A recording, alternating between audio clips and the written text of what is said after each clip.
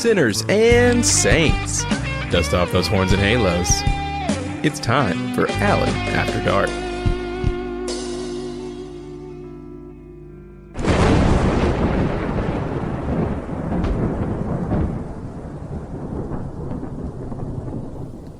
Fear. It's one of those little four-letter words that has a really big meaning. It can have a really broad definition or a very narrow definition depending upon each one of us and what we're afraid of, what causes fear. Certain politicians try to use fear to scare you into voting for them. Usually their fear-mongering is based on lies, and you have to see through that, but still, that's what they do. They think that fear is a bigger motivator than other positive aspects of political life. But what are we afraid of? What constitutes fear for each of us? I think we're going to talk about fear in the spirit of Halloween, maybe a little tongue-in-cheek as well, or tongue between butt cheeks, holla, whatever gets us through the day, right? Whew, yeah, snacks are always beneficial and comforting. And when we're talking about fear, comfort food, butt munching, that could be a relaxing activity after this episode is concluded. I think we're going to start this episode with probably the most terrifying issue that I can think of, and it will probably be the most controversial of all that we talk about tonight. Now, brace yourselves when I tell you what topic we're going to start with. Okay. Oh man, I'm getting the shakes just even thinking about it before I even tell you guys what we're going to talk about. But here goes. Our first topic in relation to fear is body odor. What? Ugh. Oh my God. Jesus Christ. Calm down, everybody. Calm down. Calm. Easy. It's not going to be that bad. I promise. If you need to take your nerve pill, take it right now. But we'll get through this and then we'll get on to other topics of fear. Okay? And I know you're wondering right now, why is Alan bringing this up? Well, the subject came up in a discussion, in particular on social media. And I think you all know that there is a group of gay men, maybe it's not just gay men, maybe it's just a group of people that like body odor. Now, true confession here, I don't mind a guy being sweaty and hot and a little bit ripe, but if you're smelling like the ass end of a dead skunk, I'm not so pleased with that. I don't like that body funk. I don't like that sleep stank, but there are men that do, and that's all well and good. I guess I wonder where that line is. How do you measure? Is there a line that someone can cross that would make a person who's into that say, hell no? I myself, I don't want someone covered in cologne, perfume, or really heavily scented body wash. Honestly, good old Dial antibacterial soap, a nice clean soap smell, perfect. Ooh la la, smack my bitch up. That makes me happy. I enjoy that very much. I don't need you to have deodorant on. I can handle a little bit of that. And to be honest, if I'm going to be licking your armpits, I don't want aluminum-coated tongue afterwards. I want to get to the real you, but you don't have to smell like a cesspool either. You think I'm going to let you come in here and land on my sheets when you have a smell that could gag a maggot? Jesus. Now, I know I sound like I'm judging on that, but I really am not. I'm just curious as to what the threshold is. Where is the line? How far do you go? Is that the gist of it? I've seen the golden shower videos and I've experienced a little bit of that. But do you get into a guy that smells like 6-day-old piss on a pair of dirty underwear? Honestly, I'm just curious. I know that there's that place in a certain city where that incident happened where the guy was in the trough and he wanted everybody to pee on him. And, well, hell's bells, if you gotta go, you gotta go, right? But how does that work on the gag reflex? A piss smell that permeates through the clothes into the pores. I don't know. I don't know. Do I mind watching golden showers? Not at all. But I guess I'm thinking that we always talk about men being visual when it comes to sex. And it's true. We like looking at porn, we like watching. But what about the smell of sex? What's the level there?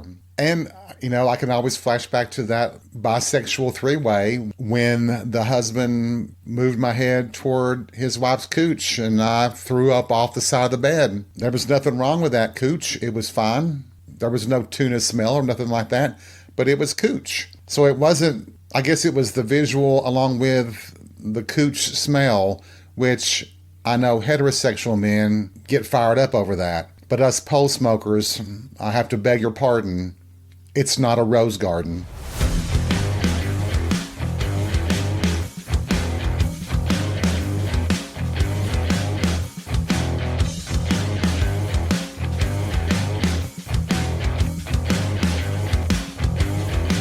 Personally, I do have a phobia about how I smell. If someone was to tell me that I smell bad, I would run back to the house, I would take a shower, I would do whatever it took to make sure that I didn't smell that way anymore.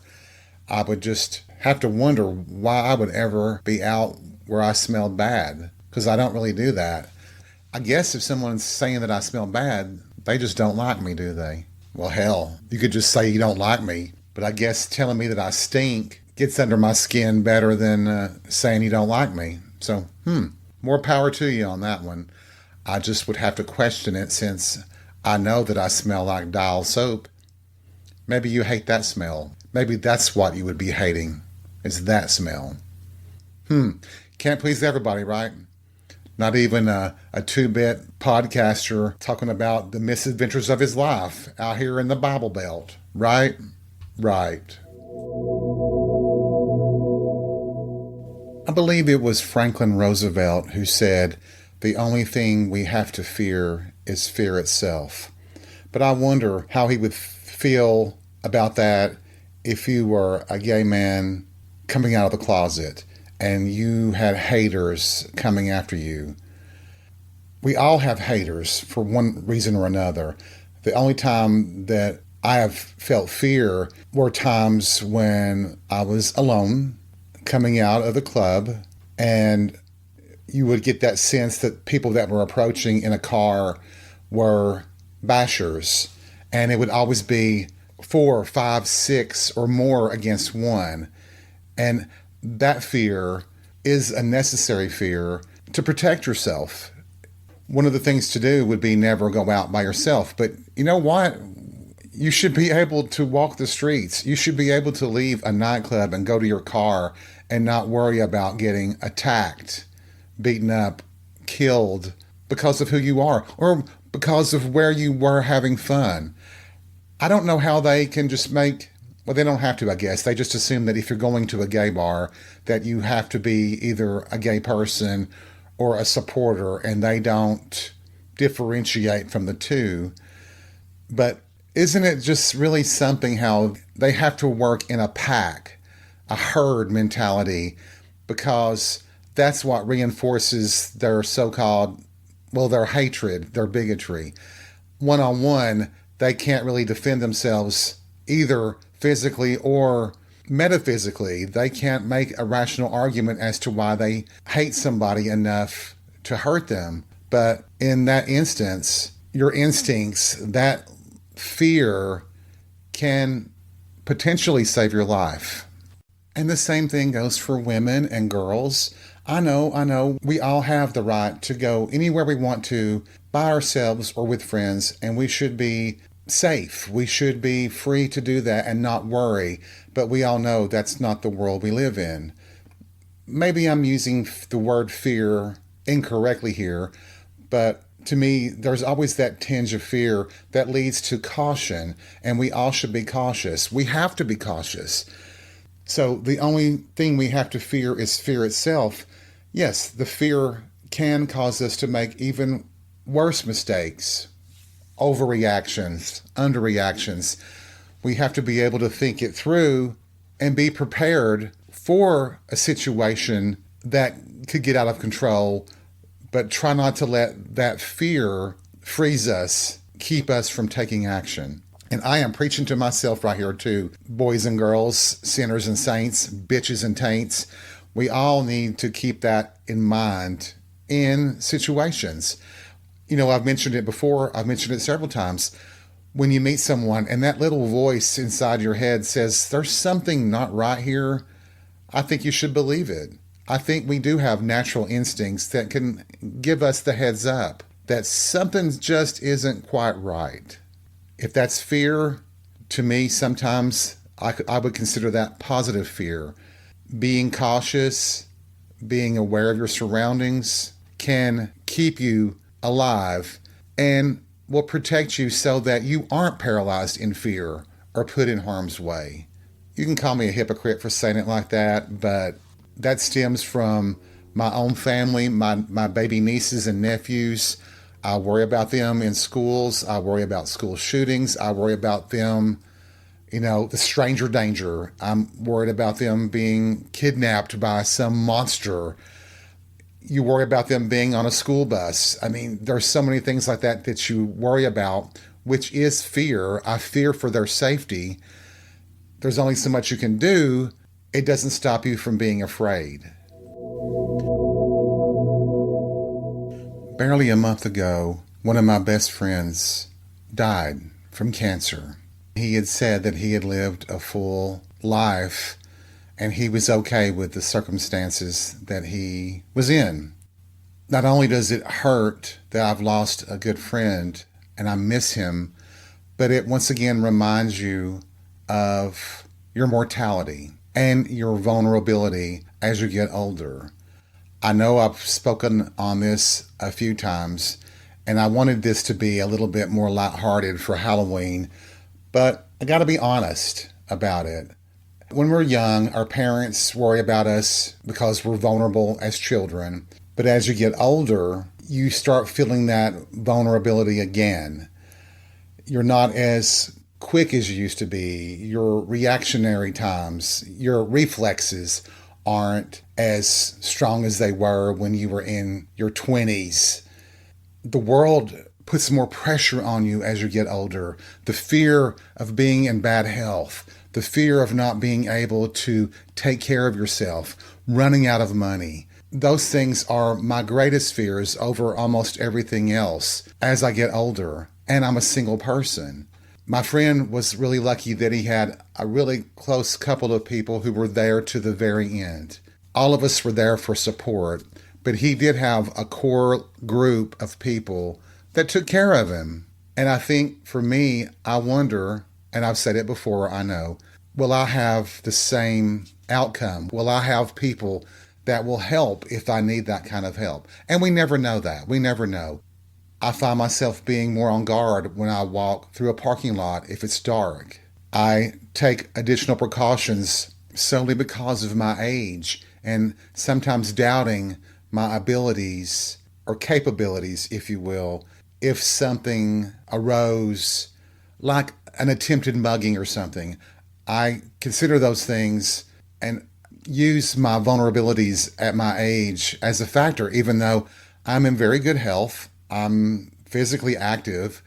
I can take care of myself, but it doesn't stop me from always thinking about it in the back of my mind that I need to be wary of people and be cautious just because I'm not as quick as I used to be, as reflexive as I used to be. I actually feel awkward. It bothers me that I am sort of thinking in the way that I never wanted to think.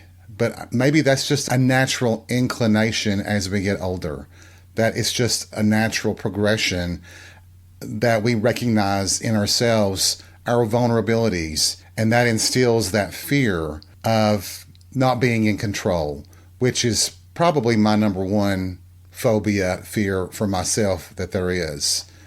The thought of not being able to take care of myself truly does frighten me.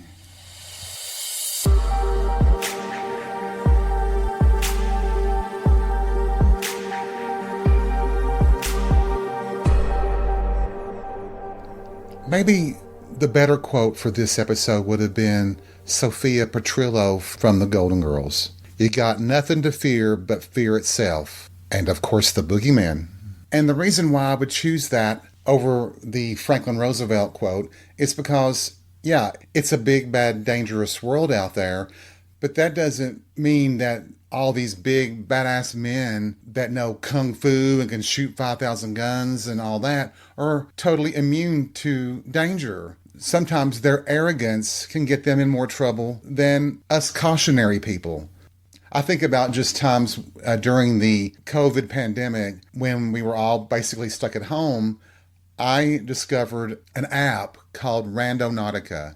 I don't know if you've all ever heard of it, but it's an app that is sort of like a geolocator, but you are supposed to dwell on a certain thought in your mind.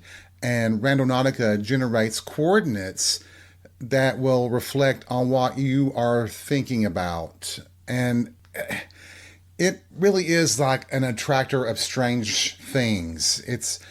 You will wind up going to mostly just locations that have no bearing on anything that you were thinking about. But sometimes you do go to places that sort of do fit what you're thinking about. And I have to say that I had a couple of frightening experiences with this app. The first time I tried it, I thought, well, there was the story of those kids in Seattle that their focus was death, and the app took them to a location and they actually found a cut up dead body in suitcases. And that led to the legend of Randonautica, and it got so much viral coverage on social media that it gained quickly in popularity. And it was something you can do without being exposed to other people's germs. You could do it with your friends that you were isolating with, or you could do it by yourself, which is what I did. The stories I'd heard about the weirdness of it intrigued me enough for me to try it. So I am in the safety of my locked car during a worldwide pandemic using Randonautica to find these locations that it generates and see if it does fit what I am thinking about. Well, I was really just looking for weird things, and the first 3 or 4 times on this one focal point, nothing really stood out. I mean, there were some unusual things that kind of fit what I was thinking on. And so in frustration, I thought, well, let me just do what they did. Let me make the focus be death. And it generated the point for me to go to. And I thought, well, I know where this is. This is a gated community. I can't even get into that community to get to the specific point. But I thought, well, hell, I'll go anyway. So I pull into the turn lane. And as I get to the turn lane where the entrance to that community is, the gates were open. And at the point that I was geolocating, there was an ambulance and a fire truck there, and they were bringing out someone on a gurney. And I thought, wow, that's kind of odd, isn't it? And I thought, I wonder if these big badass guys do this, because there's several YouTube channels where these guys are doing Randonautica, but I know that they are scripting the incidents. They are creating the drama. They've set the stage for their video. It's not really random for them. They're actually just playing this game with their audience as if it's real when they've staged the whole thing. But I know that it took me in locations that I was like, I'm getting the hell out of here. I don't want to be caught on some of these weird back roads where you might have people that should have starred in Deliverance. But I always wonder if those that are big badasses who think that they can beat up anybody, do they ever, if they're smart and they're wise about their behavior, they have fear as well. They know that something could go wrong. Someone could have a knife. Someone could stab you in the back. Someone could shoot you from a distance. You're not always able to defend yourself as portrayed in many movies. And in this day and age, all these people wanting to be social media influencers who are taking all these risks for clicks and followers. I've heard that there were so many that went to the hurricane zones to write out the hurricanes just to get clicks on a social media platform. I mean, seriously, guys, are you really sure that your life is worth that kind of a risk? And like with Randonautica and some of these YouTube channels, if they aren't staging it all, they're actually trespassing on people's property in some cases, and they are putting themselves at risk just to get more attention. I guess if the thirst for stardom can overrule your fears, that's one thing. You could be famous, but you could still be dead. And I think that's what the Sophia Petrillo quote is all about. It's like, there are things beyond our control, so don't risk tangling with those things if you can avoid it. Lord Jesus, I know that I was talking about Randonautica, and Randonautica is sort of the premier app for quantum randomness. So I guess in thinking about the way this episode has turned out, it couldn't be much more random and out of whack than it is, could it? Jesus. Won't you all be glad when I'm back to talking about dick all the time?